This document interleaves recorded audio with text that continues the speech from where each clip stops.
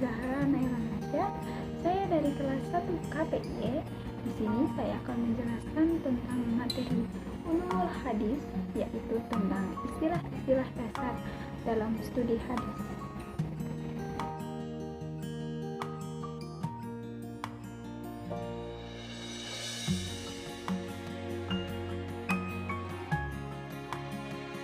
Oke, jadi yang pertama yaitu sunnah menurut ulama hadis. Menurut ulama hadis, sunnah adalah segala sesuatu peninggalan dari Nabi Muhammad SAW, baik berupa perkataan, perbuatan, maupun takrir, baik sebelum diangkat menjadi rasul maupun setelah diangkat menjadi rasul. Yang kedua yaitu menurut ulama usul. Menurut ulama usul, sunnah adalah segala sesuatu yang datang dari Nabi Muhammad SAW selain dari Al-Quran, baik berupa perkataan, perbuatan, maupun takrir yang dapat dijadikan dalil untuk menetapkan hukum syariat.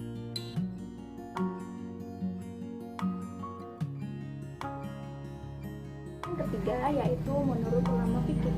Menurut ulama fikih atau fuqaha, sunnah adalah setiap yang datang dari Rasulullah SAW yang bukan fardu dan tidak pula wajib.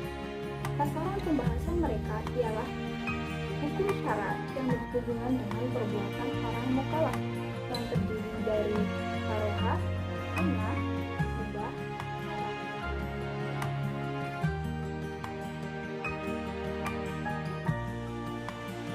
Yang pertama, sunnah. Secara bahasa, sunnah berarti at-thariqah, yaitu jalan atau jalan kehidupan. Sedangkan secara terminologi, sunnah yaitu jalan yang lurus dan berkesinambungan, yang baik ataupun buruk. Contoh dari sunnah ialah sholat tahajud, sholat duha, puasa Senin Kamis, dan membaca Al-Quran. Yang kedua yaitu hadis. Secara bahasa, hadis berarti baru. Bentuk jamaknya adalah al-hadis. Sedangkan secara istilah, hadis ialah segala sesuatu yang disandarkan kepada Nabi Muhammad SAW, baik berupa perkataan, perbuatan, maupun sifatnya. Macam-macam hadis ada dua. Yang A, hadis jika dilihat dari aspek kuantitas rawi dan dari banyaknya rawi, dibagi lagi menjadi dua. Yang pertama yaitu hadis mutawatir. Hadis mutawatir adalah hadis yang diriwayatkan oleh banyak perawi, di mana mereka mustahil menurut adat bersepakat untuk berdusta. Mutawatir dibagi lagi menjadi dua. Yang pertama, mutawatir lafzi dan mutawatir maknawi. Yang kedua yaitu hadis ahad. Hadis ahad adalah hadis yang tidak memenuhi syarat-syarat mutawatir. Hadis ahad dibagi lagi menjadi tiga. Yang pertama yaitu hadis masyhur. Hadis masyhur adalah hadis yang diriwayatkan sekurang-kurangnya dua perawi pada tiap tingkatan sanad, asalkan tidak mencapai syarat mutawatir. Yang kedua yaitu hadis aziz. Hadis aziz adalah hadis yang perawinya tidak boleh kurang dari dua orang, tetapi boleh lebih dari dua orang pada setiap tingkatan sanadnya, dengan syarat pada salah satu tingkatan sanadnya ada yang berjumlah dua orang. Yang ketiga yaitu hadis gharib. Yang ketiga yaitu hadis gharib. Hadis gharib adalah hadis yang diriwayatkan oleh seorang perawi, baik pada tiap tingkatan sanadnya atau sebagian tingkatan sanadnya, atau bahkan pada salah satu tingkatan sanadnya. Yang B yaitu hadis menurut macam-macam periwayatannya, dibagi menjadi dua. Yang pertama, hadis yang bersambung sanadnya, dibagi lagi menjadi dua. Yang pertama, hadis marfu, dan yang kedua, hadis mausul. Yang kedua yaitu hadis yang terputus sanadnya, dibagi menjadi 5. Yang pertama hadis mu'allaq, yang kedua hadis mursal, yang ketiga hadis mudallas, yang keempat hadis munqati, dan yang kelima hadis mudhaf. Yang ketiga yaitu asar. Asar menurut bahasa ialah sisa dari sesuatu atau jejak. Sedangkan menurut istilah, asar adalah sesuatu yang disandarkan kepada para sahabat atau tabi'in, baik berupa perkataan maupun perbuatan. Khobar menurut bahasa yaitu an-naba, yang artinya berita. Sedangkan secara istilah terdapat 3 pendapat. Yang pertama, khobar ialah sinonim dari hadis, yaitu sesuatu yang disandarkan kepada Nabi Muhammad SAW dari perkataan, perbuatan, dan sifat. Yang kedua, khobar berbeda dengan hadis, yaitu segala sesuatu yang datang selain dari Nabi Muhammad SAW.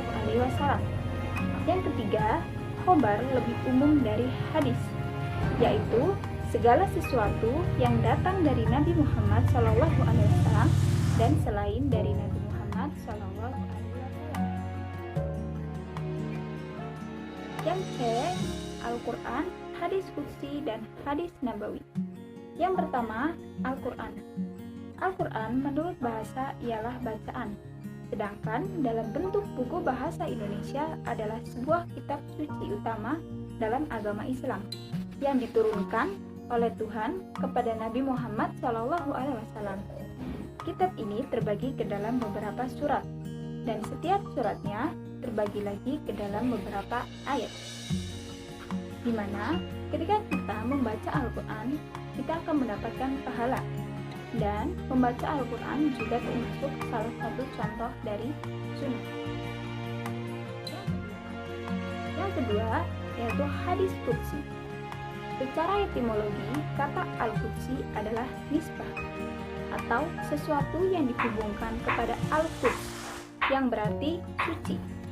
Dengan demikian, hadis qudsi ialah hadis yang dihubungkan kepada zat yang quds, yang maha suci, yaitu Allah Subhanahu wa Ta'ala. Menurut ilmu hadis, hadis qudsi adalah hadis yang diriwayatkan kepada kita dari Nabi Muhammad SAW yang disandarkan oleh beliau kepada Allah Subhanahu wa Ta'ala. Hadis qudsi hanya berjumlah 200 yang diketahui oleh masyarakat umum.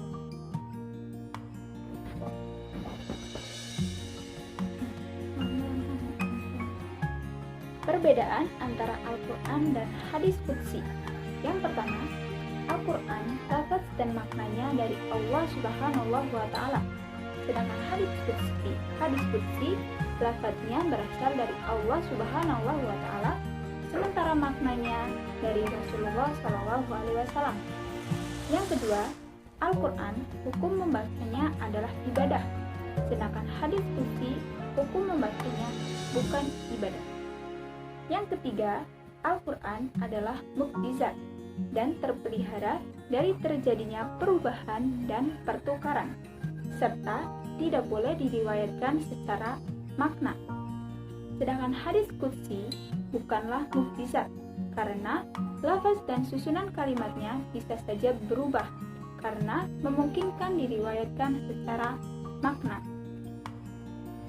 Yang ketiga, hadis nabawi atau hadis marfu adalah segala sesuatu yang disandarkan kepada Nabi Muhammad SAW, baik perkataan, perbuatan, ataupun orang yang menyandarkannya itu boleh sahabat, tabi'in, baik sanadnya bersambung ataupun sanadnya.